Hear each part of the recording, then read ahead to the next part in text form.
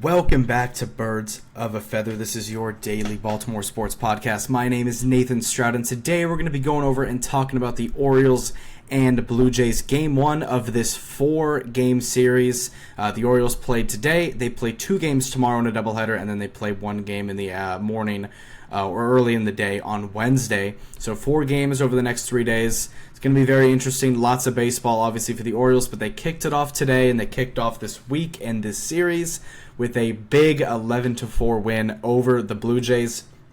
The offense was really the star of the show today. The pitching did its thing. The bullpen was excellent in this game. Zach Eflin did give up all of the runs the Blue Jays scored. Zach Eflin got the start today. He gave up all 4 runs that the Blue Jays ended up scoring. But after Zach Eflin got taken out the game, the bullpen did its thing. The bullpen was perfect once they came in.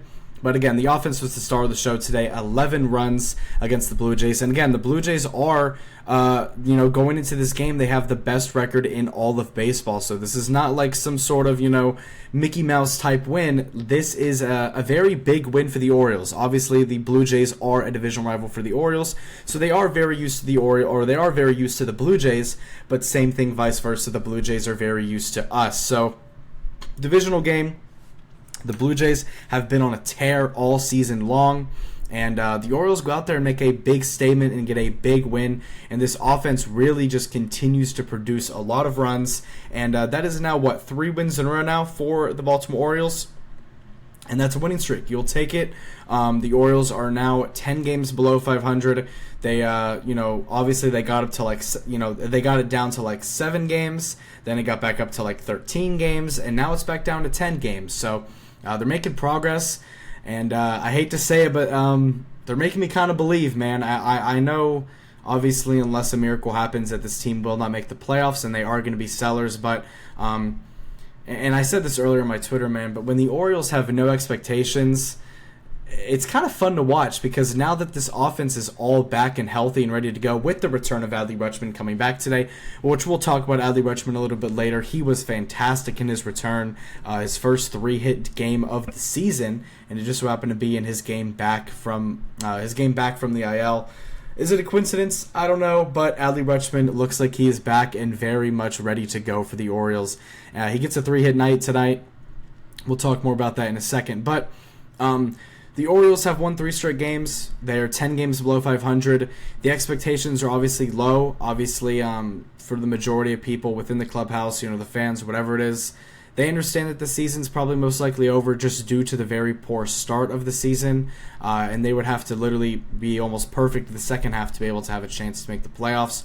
But they are 10 games below 500 right now. They're 48-58 on the season, and they're playing some really good baseball recently. Obviously, we talk about the win yesterday. We talk about the 18-0 win 2 nights ago, and then an 11-4 win, and then an 11-4 win tonight over the Blue Jays. And this offense really has been picking up.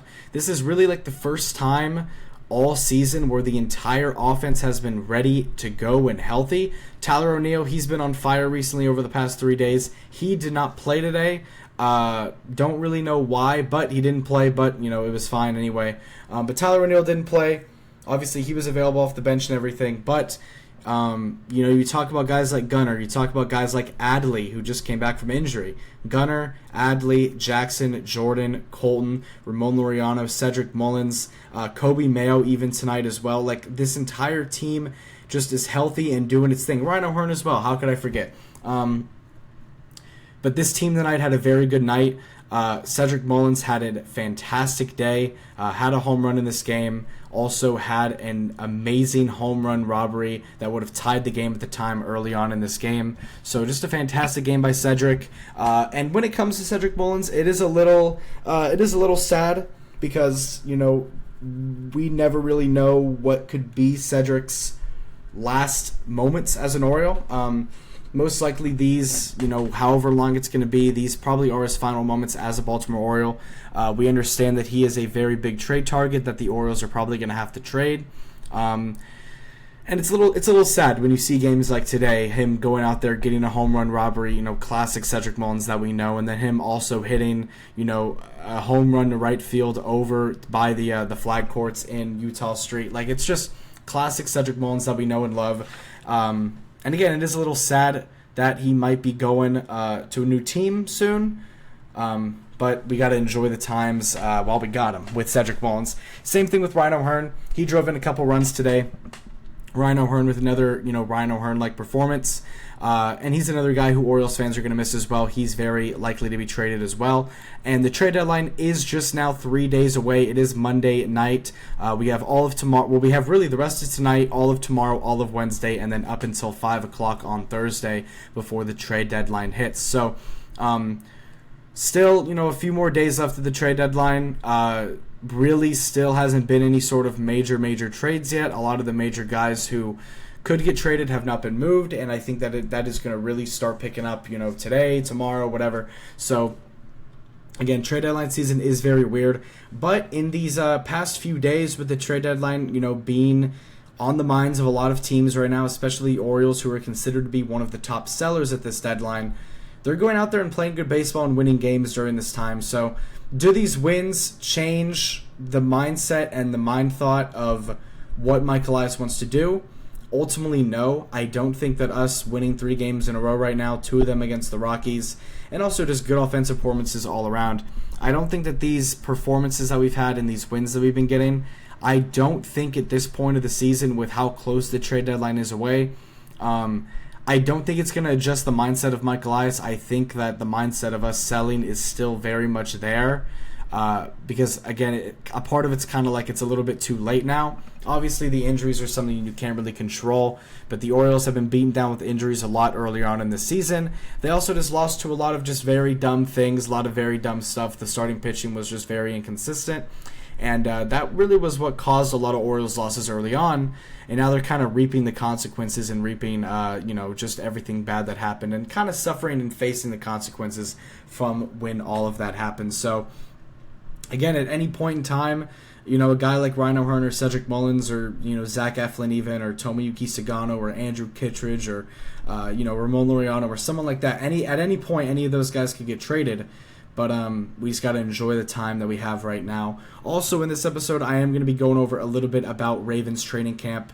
Tyler Loop did miss a few kicks today, so that's whatever. But we are going to go into more of Ravens training camp. Going to talk about Mike Green and his first day of practice. This was also the first day of practice with pads on. We're going to go into some stuff. Couple of plays that I want you all to watch. Couple plays I want to talk about that just highlight how excited we are for this Ravens season. So let's just go over this Orioles game. So going over this Orioles game, obviously the Orioles get a big 11-4 win over the Blue Jays. The Orioles record is 48-58, 10 games below 500. Obviously, still not a great record, but they have been picking it up here recently and doing their thing over the past 3 games, which is nice to see. But in this game, the Orioles offense was great. They put up 16 total hits in this game. They hit 4 home runs. They had 3 walks in this game as well. And all of their home runs were hit by their 6, 7, 8, and 9 hitters in this game, which is really cool to see. You don't really see that too often. Usually it's, like the 4-hitter or the 3-hitter that are out there getting a lot of home runs. But today it was the 6, 7, 8, and 9 hitters that got the home runs for the Orioles today. 4 different home runs by 4 different players today. But going over this game in general, the Orioles offense went 4 for 10 with runners in scoring position, also left 6 guys on base. Jackson Holliday, obviously the leadoff guy, he got a day off yesterday. He is back at it today, and he does not have a good performance. He goes 0 for 5 with 3 strikeouts, so not a great day by Jackson Holliday. It's going to happen. Obviously, he is so young. It's these types of games are going to happen no matter how old you are, no matter how much of a veteran you are. These types of games are going to happen. We understand how good Jackson Holliday has been this year as a leadoff hitter, but he just didn't have a great game tonight.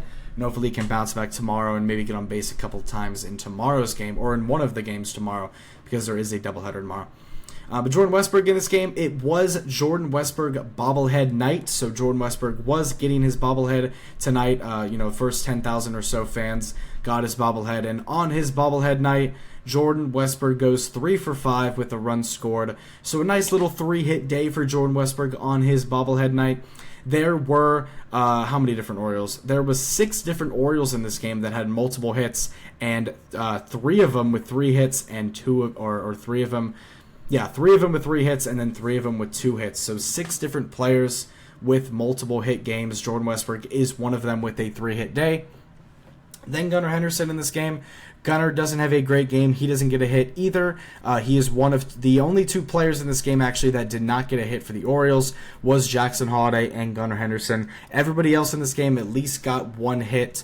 And then, again, 6 different guys got multiple hits in this game as well. So Gunnar Henderson, he goes 0 for 4 with a run scored and a walk.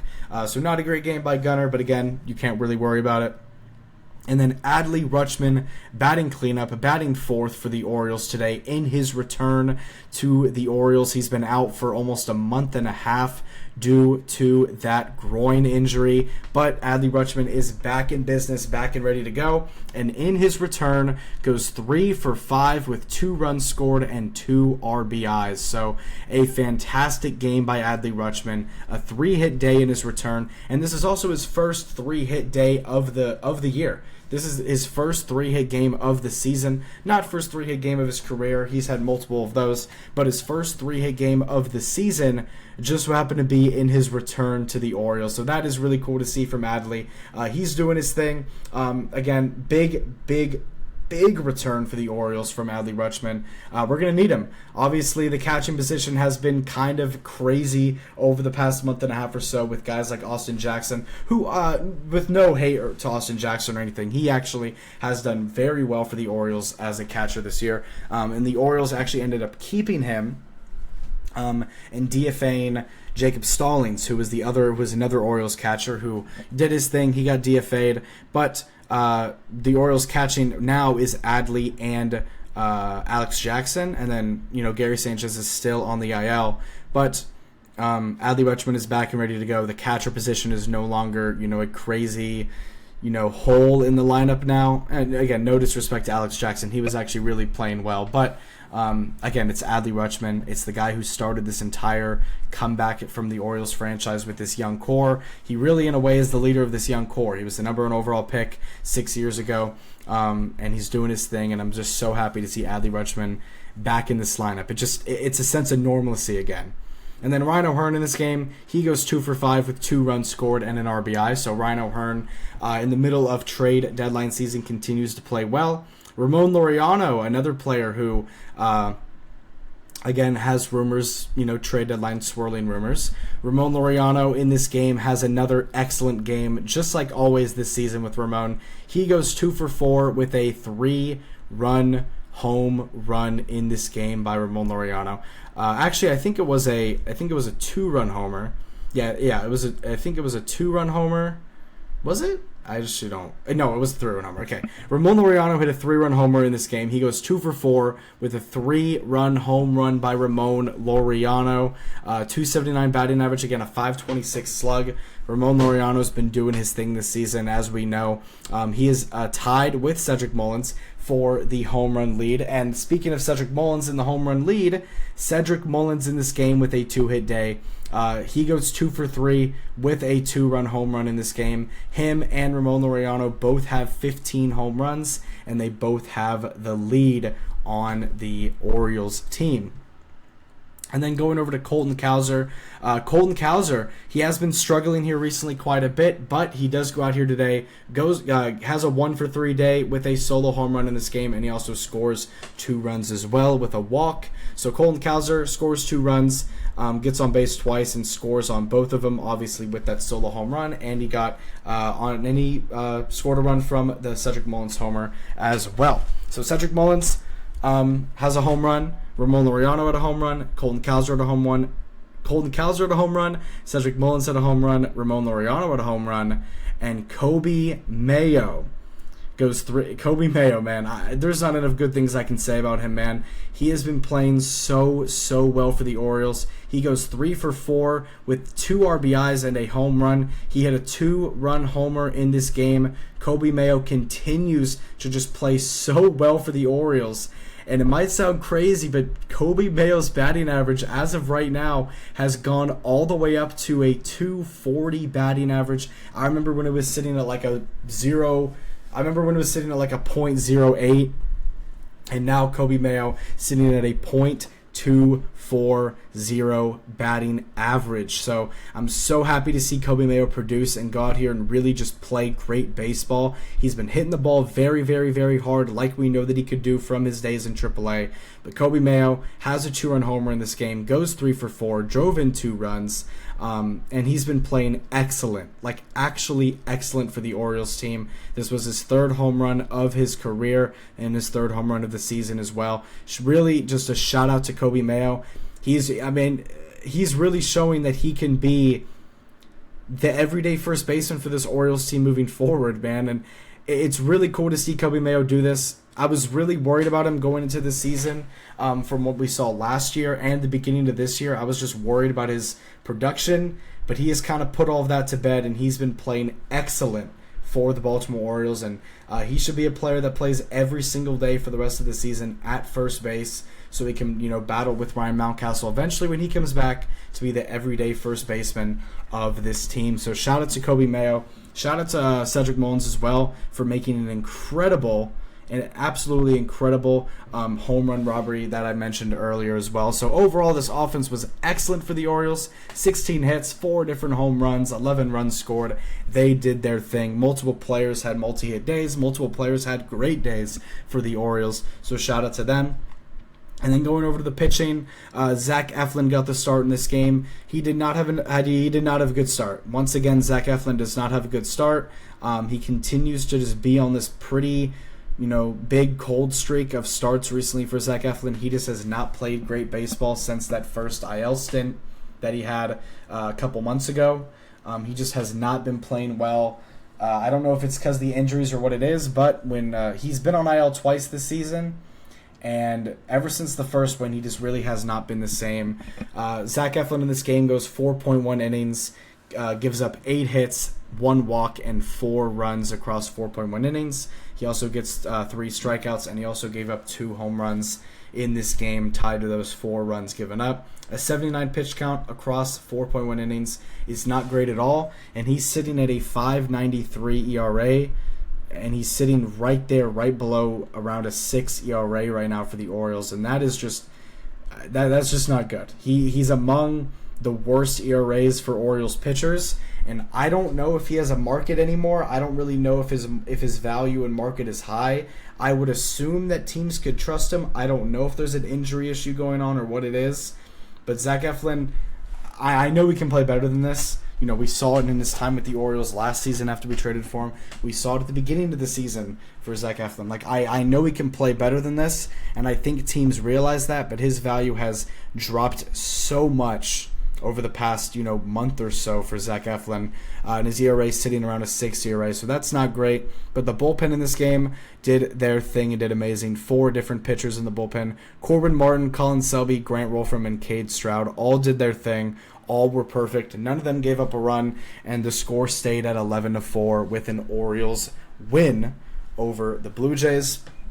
And I also want to say real quick, prayers to George Springer, who got hit in the head by a fastball by Cade Stroud in this game in the 9th inning. Got hit in the head. He was on the ground for a little bit. Luckily, he was able to walk off on his own, but I do just want to, say prayers to George Springer. Hopefully, he is all good to go. He's having an incredible season for Toronto. Obviously, he's a legend for the Astros, a legend. He's a legend for Houston. He's been very, very, very good for Toronto, especially this season, and hopefully he is all okay, and hopefully, he'll be good to maybe come back sometime in the series, because, again, you want to see teams at their full strength, because it's not always good to win games when your team's not at full strength, but or win against teams that are not full strength. But just prayers to George Springer. But that's gonna be it for this Orioles game. Obviously it was a great game by the Orioles, an 11-4 win by the Orioles, and then tomorrow is game number 2 of this 4-game series against the Blue Jays, and there is actually 2 games tomorrow. There's going to be a game at 11:30 in the morning, and then another game at 5:30 at night. So about a 6-hour difference between the 2 games. It'll probably be adjusted a little bit as well. But it is going to be Charlie Morton in the first game tomorrow, and then it is going to be an undecided pitcher in the second game for tomorrow. So Charlie Morton potentially making his last start as a Baltimore Oriole. That's if he doesn't get traded, tonight.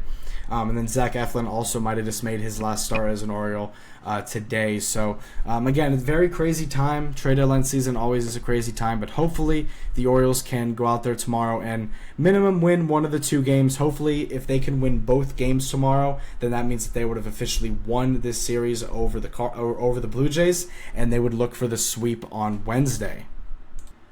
And then going over some stuff regarding the Ravens training camp. I want to get into a couple things. One thing is about Mike Green, who made his first start for the first practice for the Ravens today was for Mike Green. He practiced with pads on, but overall it was his first practice in general. The pads did come on for the first time in practice today for all players. And some overall notes that we got from the game was that Tyler Loop went 4 for 7 in his kicks, so he didn't have a great day. He's no longer perfect in training camp, but again, you can't ask that much out of a rookie kicker. But did not have a great day, but overall we still are going to trust Tyler Loop going into the season. DeAndre Hopkins made an incredible one-handed catch in the corner of the end zone that I'm going to show y'all a video of in just a second for those of y'all on YouTube. And then I'm also going to show y'all a couple of videos of Mike Green in his first looks at practice with pads on for the Ravens. First practice with pads for the Ravens. Mike Green has 2 clips here of him just shredding through the linebackers and just shredding through the blockers and playing like the player that we thought he could be. When we drafted him in the second round, obviously Mike Green was a player who was supposed to go in the mid to he was a player that was supposed to go honestly in the middle of the first round. He was an elite talent. He led all of college football in sacks last year, an absolutely elite talent. But he fell due to character concerns, due to off the field conflicts with certain allegations and stuff like that. There hasn't been any news regarding that coming up, and obviously, if that stuff is true, then it is unacceptable. But as we stand right now, Eric DaCosta has mentioned multiple times that he did more research on Mike Green, he thinks, than any other team in football, and he trusts his decision to draft him. At the end of the day, I trust Eric DaCosta. I trust Eric DaCosta with the draft. I understand, that this is his job, but we also have to take into account the allegations that Mike Green has against him. But Mike Green did have his first practice today for the Ravens, and he looked incredible. And if everything holds up and if everything stays true, which hopefully it is, hopefully none of these allegations are true. You never want to wish anything on anybody, but hopefully these allegations, aren't true. Hopefully the allegations are not true for Mike Green. Hopefully all this will work out and things will be good and he can stay playing football and keep on playing football, not just because he's on the Ravens, but just in general. You hope that you never want to see stuff happen to people. You never want to have players in the league with certain stuff going on, and whether he was on the Ravens or not, you never want to see anything bad happen. So hopefully the allegations are not true regarding Mike Green. I just want to bring that up and make that clear before we do go over stuff, because it is a little bit, when you're talking about Mike Green, some people, there's different opinions on him, which I understand. But again, we just don't know everything about the situation yet. But the video of Mike Green that I want to show you is him at practice in his first practice for the Ravens today. And this is him, for those of you on YouTube, shredding through the linebackers in his first practice, looking great for the Ravens. Again, we understand how good of a talent he was. Him falling this far was not crazy. It's not like it was some anomaly. Again, we know the off-the-field stuff going on, but the Ravens did take a risk drafting him, and hopefully everything will be good with that, and hopefully everything is just all good regarding Mike Green's off-the-field situation. But one more time, we'll run back that video, him shredding through this blocker with the other edge rushers and linebackers, looking great on the field for Mike Green. And then another one that I wanted to show y'all was another video of Mike Green actually against one of the offensive linemen, and he was really, really holding the zone here. As we can see right here, Mike Green, just absolutely bullying people on this field. Looking great. Mike Green looking like he did in college, bullying people around, bullying offensive linemen and blockers around, doing his thing. We'll watch it one more time here. Just absolutely bullying him, pulling him back onto the ground, like just crazy, pushing him back onto the ground. And Mike Green really does look excellent in practice on his first day with pads. And again, hopefully everything off the field is good, and hopefully we don't have to worry about it moving forward into the future. And the last video, oh my god, let's pause this. And the last video that I wanted to go over with the Ravens and their training camp practice was a throw from Lamar Jackson over to DeAndre Hopkins in the corner of the end zone on Nate Wiggins. It was a classic one-handed snag by DeAndre Hopkins. We're going to watch it one or two times. For those of y'all on YouTube, y'all can see the video on Spotify. Just if you want to watch it, head over to the YouTube channel and check it out. You can click the link in the bio. But if you're on Spotify, just try and imagine what it would be. So DeAndre Hopkins throwing it. Lamar Jackson throwing to DeAndre Hopkins in the corner of the end zone. One-handed snag on Nate Wiggins. An amazing catch by DeAndre Hopkins. Just, again, incredible to see. DeAndre Hopkins doing his thing. Obviously, he's not the DeAndre Hopkins of old, but with this clip, he sure does look like the DeAndre Hopkins of old. And again, he's not the wide receiver one of this team, but he is going to go out there and get targets. He's going to go out there and have a chance to make an impact. And he's going to be a very big reliability guy, much like the tight ends on this team. DeAndre Hopkins is going to be someone who can go in there and just do no wrong. You know, him being a wide receiver 3 in a sense, him being someone that's going to be very good in the red zone and someone you can go to in one-on-one scenarios. Again, he's not going to do no wrong. I mean, this is DeAndre Hopkins we're talking about. I understand that he's older, but this is still DeAndre Hopkins that we're talking about. I'm not saying that he's the same player, but I'm saying in one-on-one scenarios and in red zone scenarios, he can still be very effective and very clutch for the Ravens. But again, this throw, DeAndre Hopkins to the end zone, corner of the end zone, touchdown. Hopefully we see more of this season by the Ravens. Just so cool to see. And again, just so happy that D-Hop is here in Baltimore. But that's going to be about it for this episode of Birds of a Feather. If you like this content, make sure to subscribe on YouTube and follow up on Spotify. And if you want more content, make sure to click the link in the bio of whatever platform you're listening on. Make sure to follow the Instagram, follow the Twitter. I'm posting updates on Twitter, live updates throughout Orioles games, Ravens stuff, live updates to anything going on. So make sure to give that a follow. And then I also post updates on Instagram as well. So make sure to give those a follow. I would greatly appreciate it. And yeah, Ravens had a great training camp. Mike Green had some big highlights. Obviously, the DeAndre Hopkins one-handed grab was a big highlight. And the tight ends in general today did very well, including Mark Andrews. So shout out to them.